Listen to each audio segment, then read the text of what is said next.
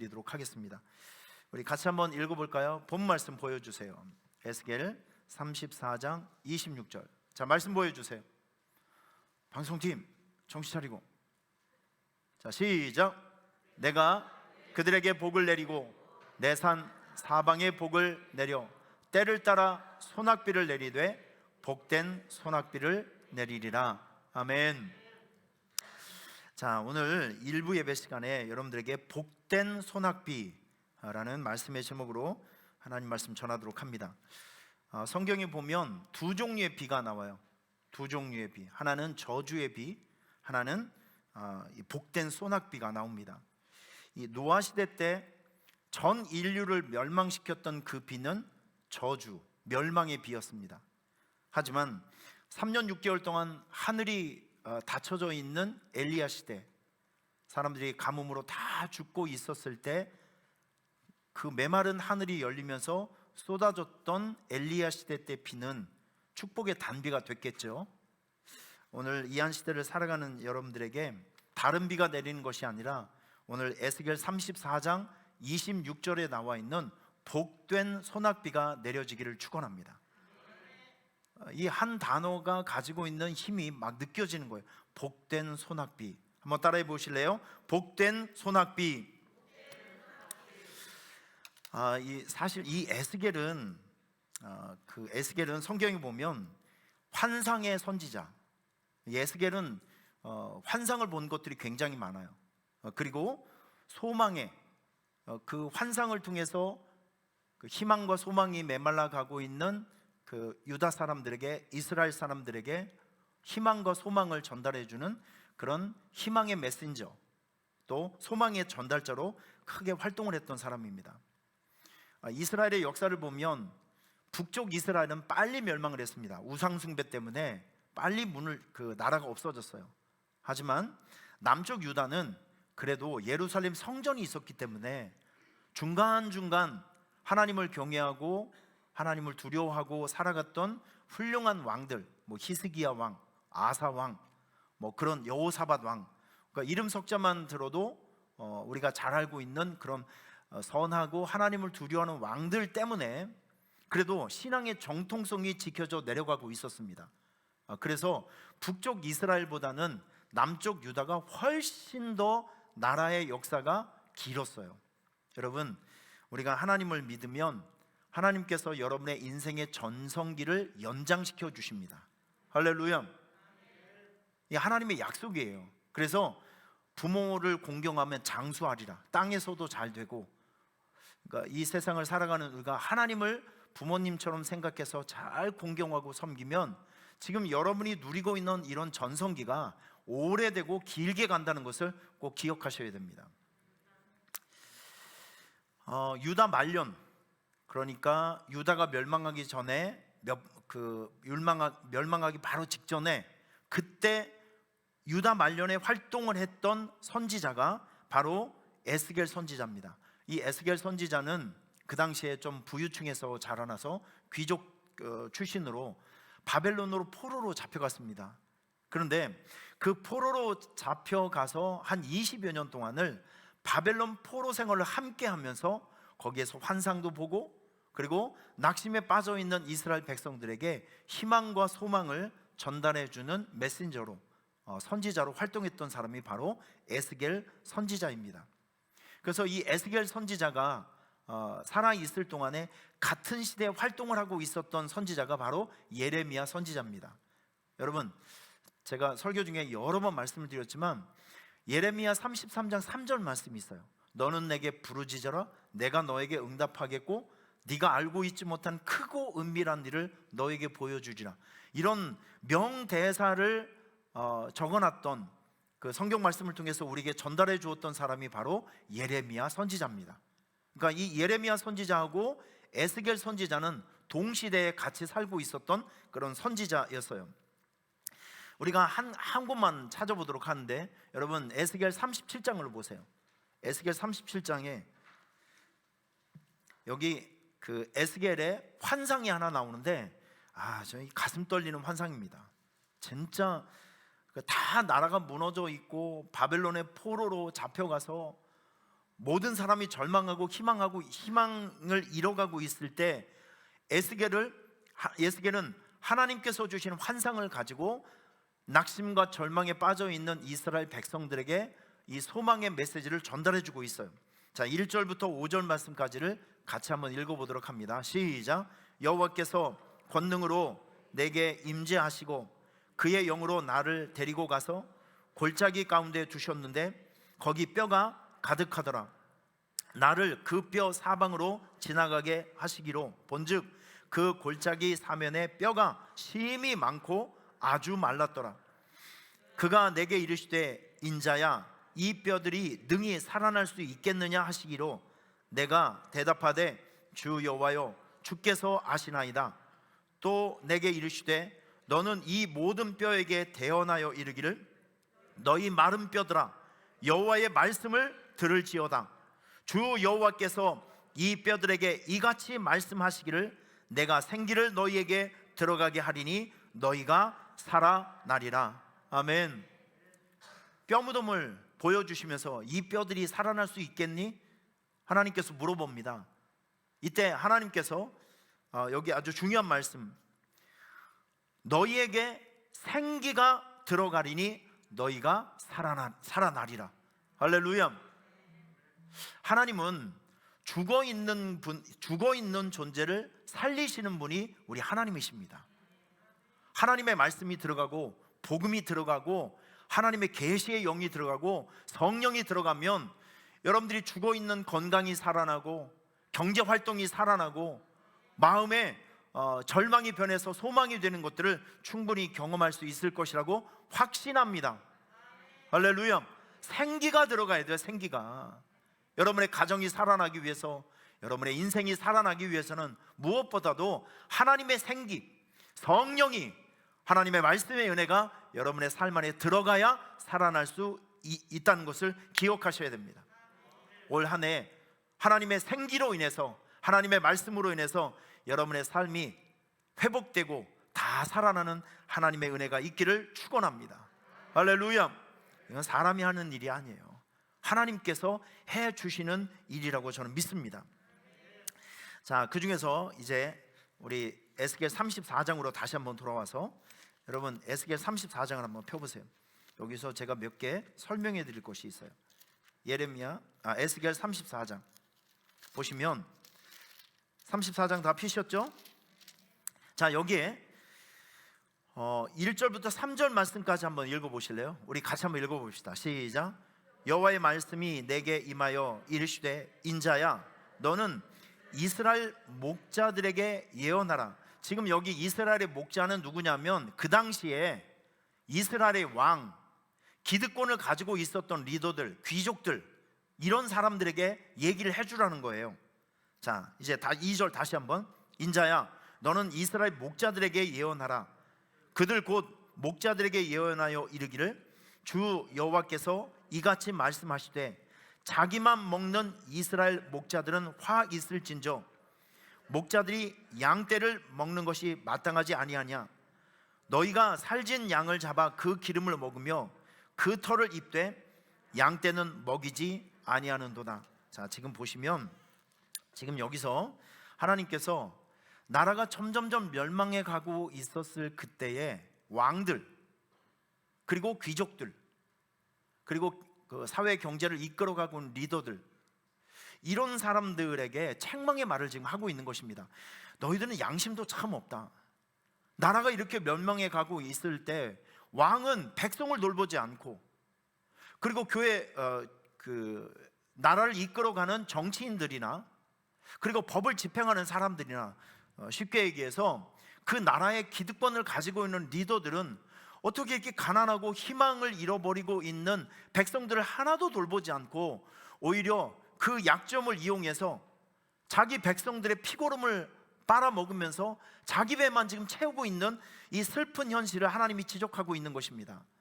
저는 이 말씀을 읽을 때 친일파들이 생각이 나더라고요. 일본의 35년을 우리가 지배받고 있을 때 일본 사람들보다도 더 악랄한 방법으로 조선 사람을 괴롭힌 사람이 누구냐면 일본에 충성을 했던 사람들이에요. 쉽게 얘기해서 친일파들. 그때를 자기 신분 상승의 어떤 기회로 여겨서 그 억울한 사람들, 죄 없는 사람들을 갖가지 나쁜 죄목을 뒤집어 씌워서 그 사람을 감옥을 보내고, 그리고 그 사람이 가지고 있는 재산을 몰수해서 자기 것을 만들고, 이렇게 자기 나라 사람임에도 불구하고 그 약점을 이용해서 자기 사람들을 더 괴롭게 하고, 자기 백성들을 돌보지 않고 오히려 사람들을 더 힘들게 하고 있고 공격하고 있는 그 왕들이나 귀족들, 그리고 사회 리더십을 가지고 있는 그런 사람들에 대해서 지금 책망을 하고 있는 것입니다. 자, 이제 이런 상황에서 하나님은 이 반전이 되는 한 가지 약속을 우리에게 주십니다. 그들에게 주십니다. 우선 11절 말씀 한번 보세요. 이런 상황에서 하나님은 지금 괴로움을 당하고 있는 일반 백성들에게 희망의 메시지를 지금 전달해 주고 있는 장면이 여기 하나 나와요. 자, 우리 10절 말씀부터 9절 말씀부터 우리 12절 말씀까지 한번 읽어보도록 합니다. 시작. 너희 목자들아, 여호와의 말씀을 들을지어다. 주 여호와께서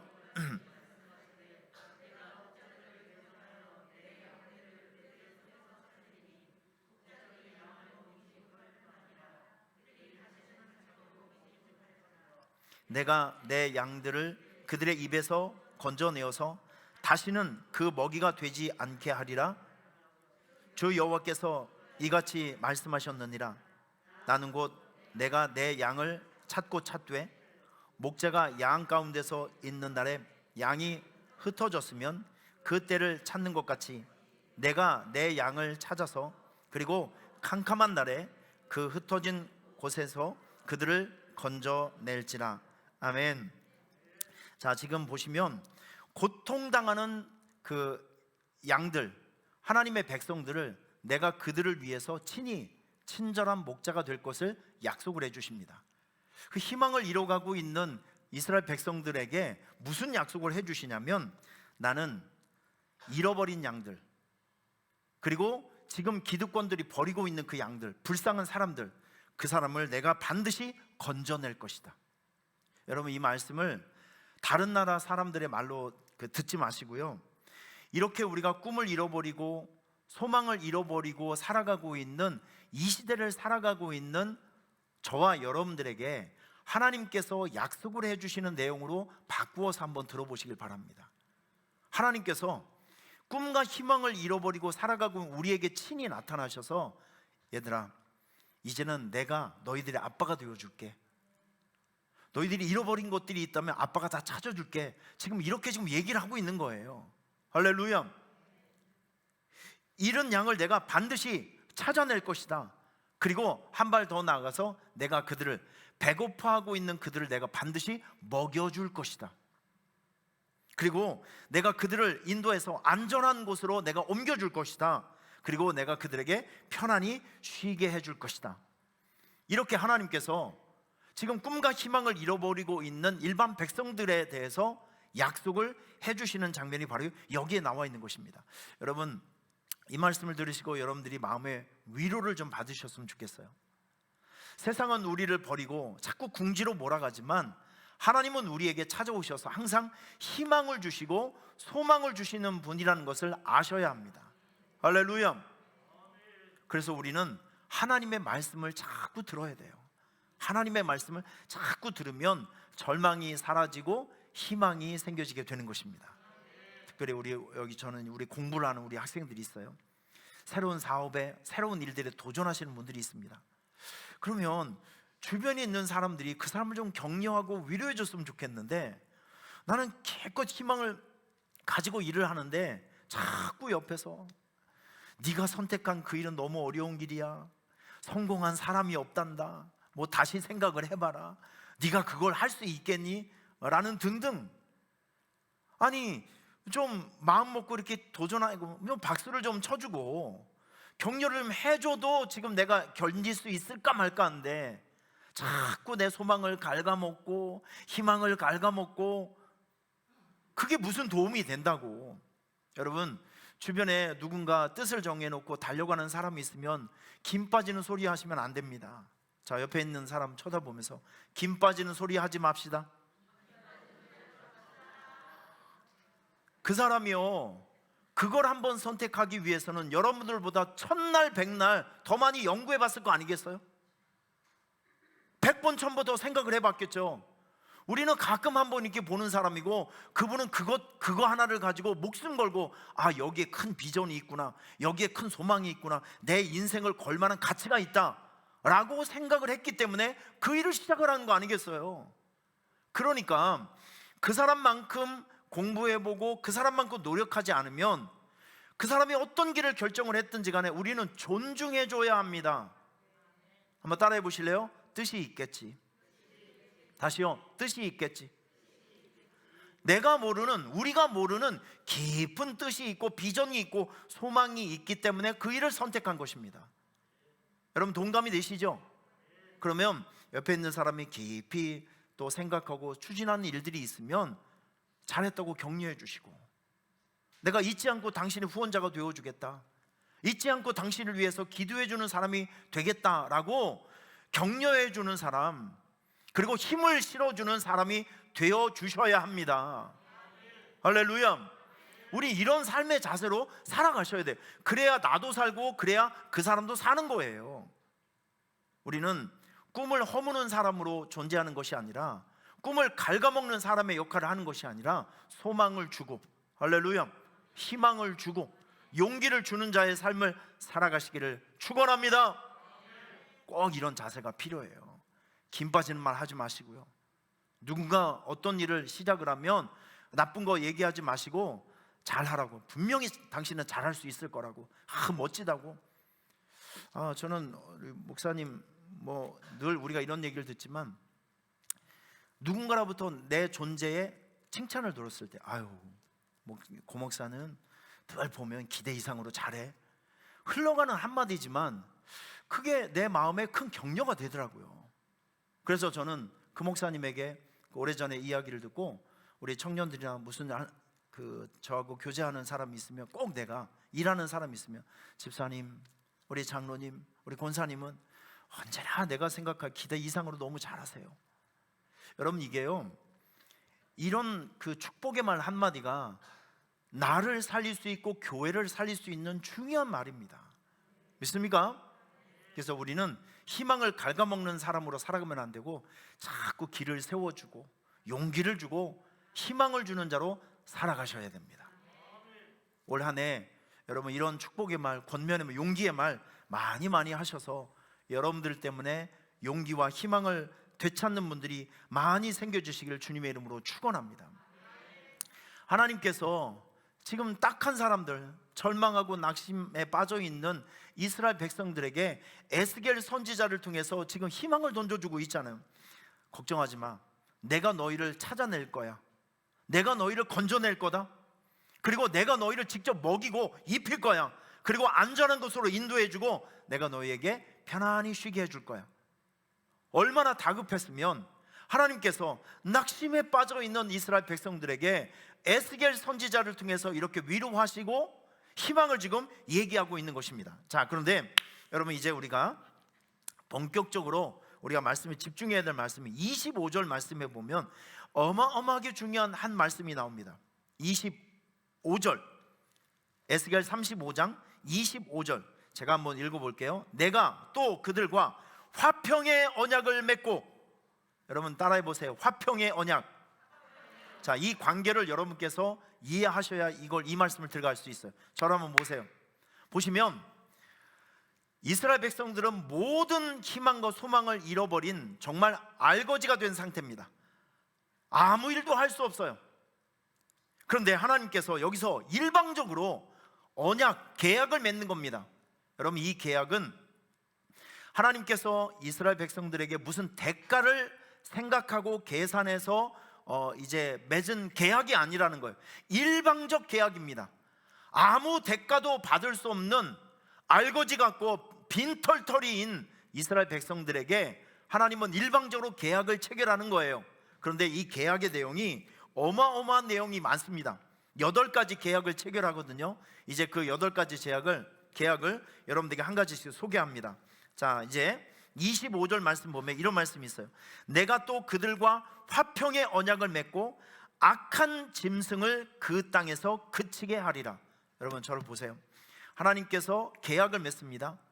이스라엘 백성들에게 이제부터 하나님 아버지가 내가 너희에게 이렇게 해주겠다, 일방적인 계약을 하는 거예요. 그런데 여러분, 이 계약이, 이 화평의 언약이, 화평의 계약이 그 시대에 살아가고 있는 그 사람들에게 적용되는 것이 아니라 오늘 이 시대에 하나님을 나의 구원자로 영접하고 그리고 오늘도 하나님을 예배하고 있는 여러분들에게 맺어주시는 언약이라는 것을 우리는 인정할 수 있어야 돼요. 왜 이렇게 뜨뜻미시근해 아주.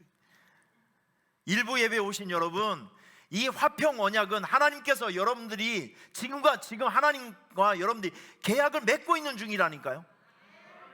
여러분, 이 계약 때문에 우리는 정말 기뻐해야 되고 감격해야 됩니다. 할렐루야. 그 첫 번째 계약이 무엇이냐면 악한 짐승. 악한 짐승은요, 지금 여러분들을 위협하고 있는 존재들입니다. 지금 여러분들을 위협하고 있는 존재가 뭐예요? 돈이에요? 건강이에요? 뭡니까 도대체? 지금 우리가 위협받고 있는 거, 저 겨울철만 되면 제가 위협받고 있는 것이 있어요. 몸무게 증가입니다. 위협받고 있습니다. 사소한 거지만 지금 여러분들 지금 위협하고 있는 그 존재들, 하나님의 계약이 무엇이냐면 너희를 괴롭게 하고 있는 그 위협적인 존재, 이거를 내가 물리쳐 준다는 거예요. 할렐루야. 하나님의 계약, 하나님께서 여러분의 위협적인 존재를 물리쳐 주신다. 두 번째 계약이 무엇이냐면 그 25절 말씀 계속 보겠습니다. 그들과 화평의 언약을 맺고 악한 짐승을 그 땅에 그치게 하리니 그들이 빈들에 평안히 거하며 숲을 가운데서 잘지라. 자, 이렇게 얘기하고 있습니다. 그전에는 무서우니까 밖에 나가지 못해요. 어디 밖에 나가지도 못하고 숨도 크게 쉬지도 못합니다. 근데 하나님께서 위협적인 존재를 다 물리쳐 주시니까 그 위협을 받고 있는 그 짐승들이 밖에 나가서 어슬렁거리기도 하고, 밖에 나가서 대낮에 큰 대자로 누워서 잠도 자기도 하고, 풀도 마음대로 뜯어먹고 놀러도 가고, 이렇게 편안하게 살 수 있는, 그러니까 하나님께서 안전을 책임져 주시니까 들판에서 먹기도 하고 자기도 하고 쉬기도 할 수 있다는 거예요. 여러분, 이 평안이 하나님께서 여러분들에게 주신 계약의 조건에 들어 있습니다. 올 한 해는 하나님 때문에 여러분의 삶에 평안이 있을 것입니다. 할렐루야. 진정한 쉼이 있을 거예요. 하나님의 계약입니다. 자, 그래서 26절 보면 우리의 가슴을 설레게 하는 너무너무 복된 그 약속이 하나 나옵니다. 26절 시작. 내가 그들에게 복을 내리고 내 산 사방에 복을 내리며 때를 따라 소낙비를 내리되 복된 소낙비를 내리리라. 제가 지난번에도 설명했을 때 이스라엘에는 두 가지 종류의 비가 있다고 그랬습니다. 이른비, 늦은비. 이른비는 10월 달에서 11월 달에 내리는 비, 늦은비는 3월에서 4월에 내리는 비.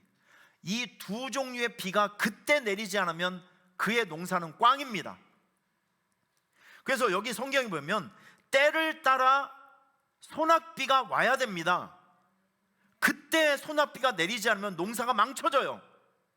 여러분, 인생을 살아갈 때 하나님께서 주신 계약의 조건이 무엇이냐면 여러분들이 가장 필요한 시점에, 건강이 필요한 시점, 만남이 필요한 시점, 공부가 필요한 시점, 누군가의 도움이 필요한 그 타이밍, 그때에 정확한 시점에 하나님의 도움이 어김없이 찾아온다는 것이죠. 저 아멘 좀 해보시면 얼마나 좋을까. 어김없이 찾아온다는 거예요. 그때 그 순간에, 이거 하나님의 계약이라니까요. 여러분들에게 그 이른비와 늦은비, 때를 따라 내리는 복된 소낙비가 올 1년 동안에 내내 여러분의 삶에 충만하기를 축원합니다. 하나님의 계약의 조건이에요. 이게 복된 소낙비를 내리리라. 할렐루야. 특별히 사업장을 운영하신 여러분, 가게 문을 오픈하면 일을 시작하기 전에 두 손 높이 들고 기도하세요. 하나님, 내 사업장에 오늘도 복된 소낙비를 내려 주시옵소서. 이른비와 늦은비가 제때에 내려서 이 사업장이 복된 소낙비로 인해서 강건하게 하시고 크게 부흥케 하여 주시옵소서. 기도하시기를 축원합니다. 복된 소낙비가 내릴 것입니다. 할렐루야. 자, 이제 네 번째 하나님의 계약이 나옵니다. 27절 말씀 여기 보시면 여기 참 아름다운 표현들이 있어요. 소낙비가 내리니까 밭의 나무가 열매를 맺으며 땅이 그 소산을 낸다. 지금 이렇게 말씀하고 있습니다. 다시요. 밭의 나무가 열매를 맺으며 땅이 그 소산을 내리니, 이게 무슨 뜻이냐면 지금 여러분들께서 하고 있는 그런 일들에 이른 비와 늦은 비가 내리니까 하나님께서 큰 성공을 주시고 좋은 열매를 거두게 하셔서 여러분들에게 물질적 풍요가 생겨지게 된다는 거예요. 물질적 풍요. 나는 우리 교회 성도님들이 가난뱅이가 안 되기를 축원합니다. 가난하면요 사람 구실을 못해요. 가난하면 교회 구실을 못합니다. 가난하면 성도의 구실을 하지 못해요. 그래서 우리는 교회 구실을 하기 위해서, 교회의 역할과 하나님의 자녀의 역할을 감당하기 위해서 우리가 하고 있는 모든 일들의 형통과 물질의 복을 하나님께 요청할 수 있어야 합니다. 여러분들, 이 한 해를 살아가는 여러분들에게 하나님께서 좋은 열매를 거두게 하시는, 큰 성공을 거두게 하셔서 물질적 풍요가 생겨지기를 주님의 이름으로 축원합니다.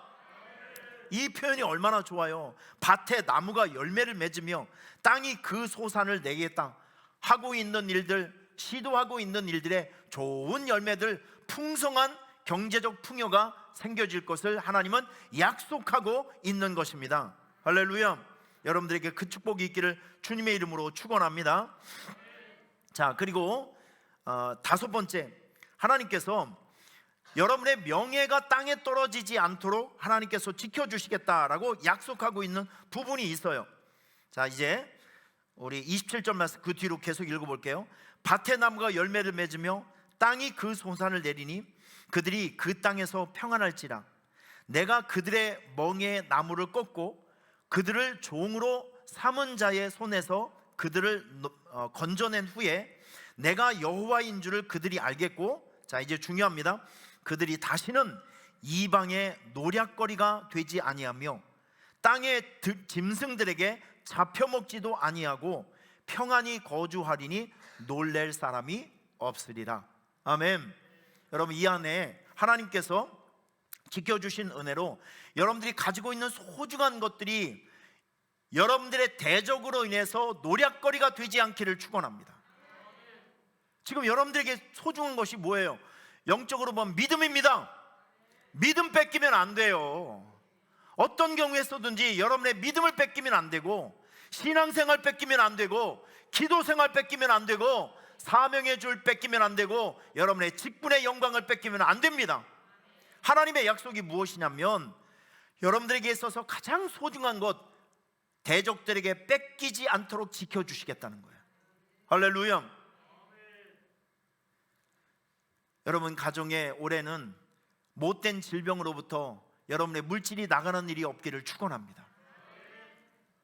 지금 남의 지갑 열어서 여러분들이 그 돈을 벌기 위해서는 피눈물이 나야 됩니다. 피눈물이 났는데 그 피눈물 나는 그 물질이 그 예상하지도 않았던 못된 질병이 걸려서 못된 일들을 만나서 그렇게 아깝게 만들어 오는 그런 일들을 그 물질을 한꺼번에 날리게 되면 얼마나 큰 손상이 있고 손실이 있겠습니까? 억울한 일이죠. 속상한 일이죠. 하나님은 여러분들에게 그런 심장 떨리는 일들이 생겨지지 않도록 하나님께서 지켜주시겠다는 거예요. 올 한 해 여러분들이 쌓아놓았던 공든 일들이 무너지지 않기를 축원합니다. 그 질병 때문에, 악한 일들 때문에 여러분들의 소중한 재산이 낭비되고 허물어지고 빼앗기는 일이 없기를 주의 이름으로 축원합니다. 하나님의 약속은 그거에 소중한 것을 지켜주겠다.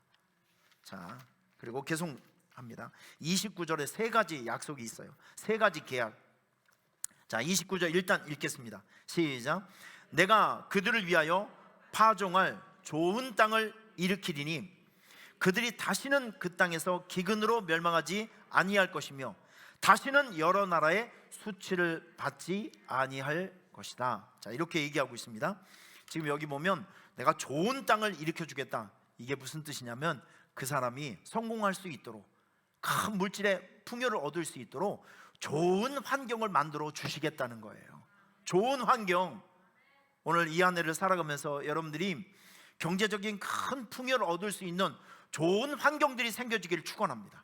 좋은 만남들이 생겨지기를 축원합니다.